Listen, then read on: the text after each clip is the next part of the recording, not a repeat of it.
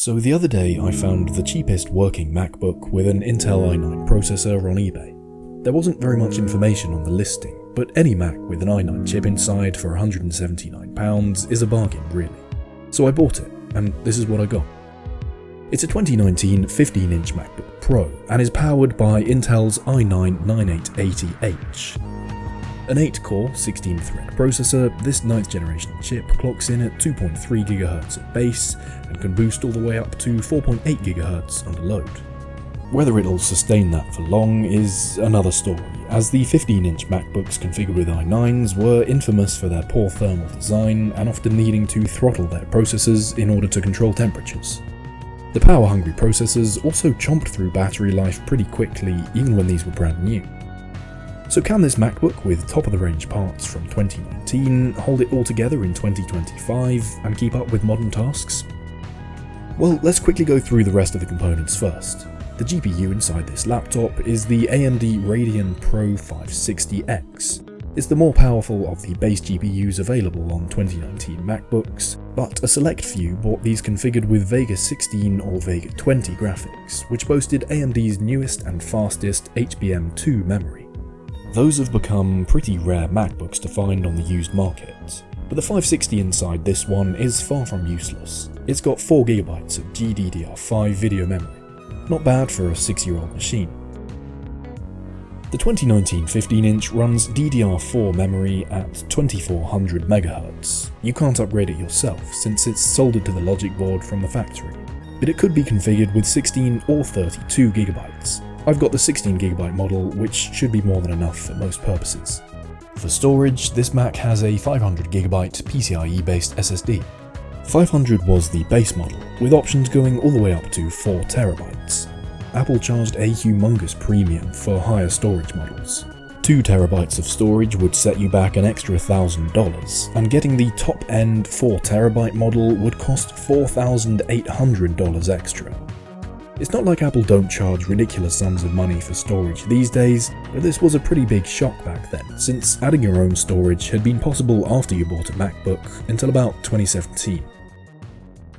So I set up Final Cut on this machine as a way of testing how it compares to my newer M1 MacBook Pro that I use every day.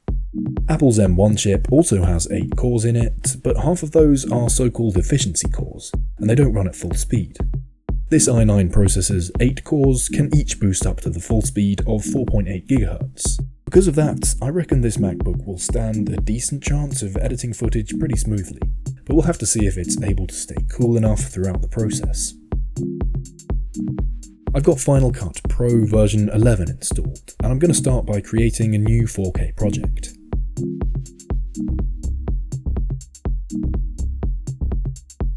There's a little bit of lag when moving around the clips, but that's pretty normal and it does happen on my M1 MacBook Pro, and this is a 6-year-old laptop right now. Editing 1080p footage on this timeline seems to be going decently. So yeah, it was fine for about a minute or so, and then the fans went up to full blast. I wasn't even doing much to the clips, the fans just kicked in while the cursor was resting on some of the 4K footage. I guess rendering a preview of the video to view in real time was taking a toll on the machine. But yeah, 1 minute's worth of mixed 1080p and 4K video brought this thing to its knees. I wasn't even going to add audio to the project, but it turns out having the fan spin up to the max really impacts how easy it is to hear what you're working on, and I just wanted to see how loud it was against the music track I put in the background.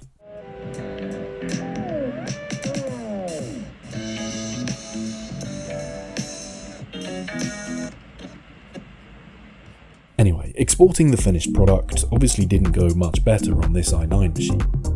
I didn't want this to become an exercise in torture, so I let it export using H.264 instead of going with the higher end ProRes formats. The fans were at maximum the whole time, although I was glad to see temperatures not go above the 80 degrees mark. So yeah, although Final Cut is widely reported to be the smoothest running video editing software for Macs these days, I can't recommend anyone buy one of these for video editing, regardless of the program you're using.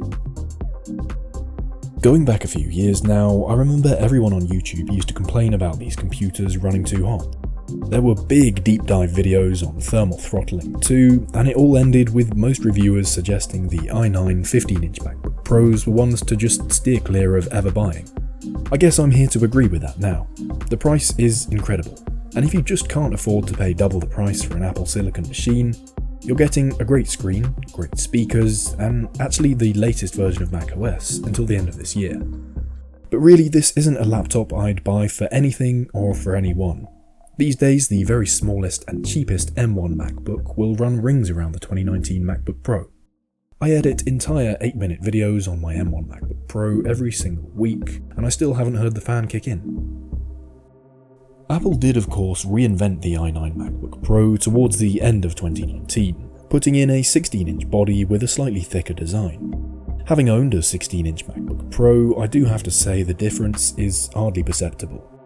It's a shame that Apple and Intel weren't up to the task of creating a truly great laptop at the end of the 2010s, as hardware was beginning to get really exciting again after a period of stagnation a few years earlier.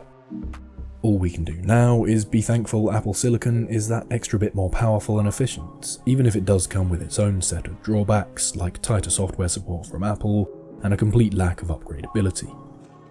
Oh, but speaking of tightening software support, this MacBook comes with Apple's T2 chip inside.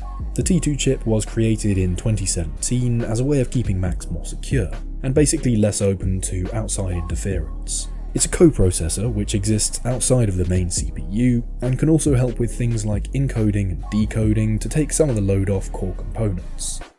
This was in theory a pretty good idea from Apple, but in practice, having the T2 chip stops you being able to install a lot of your own OSs natively. It also comes with a lot of components that are likely to fail in the future. I've heard horror stories of failed SSDs and more on 2018 and 19 Macs with T2 chips. I've not fully researched the ins and outs of it, but let me just say, if the storage does fail, you're not going to be able to get any of your data back. So that's another reason to avoid buying one of these, no matter how low the price. Thank you very much for watching. If you want to talk Macs old and new, we've got about 500 people on the What's on Your Screen Discord server now, with some pretty good discussions happening every day. If you want to and are able to contribute to the channel financially, my Patreon page is linked in the description down below. It just brings me closer to financial stability in the future, and eventually moving out so I can stop filming these videos in my mum's living room. Okay, that's all from me. Thanks for watching and see you next week.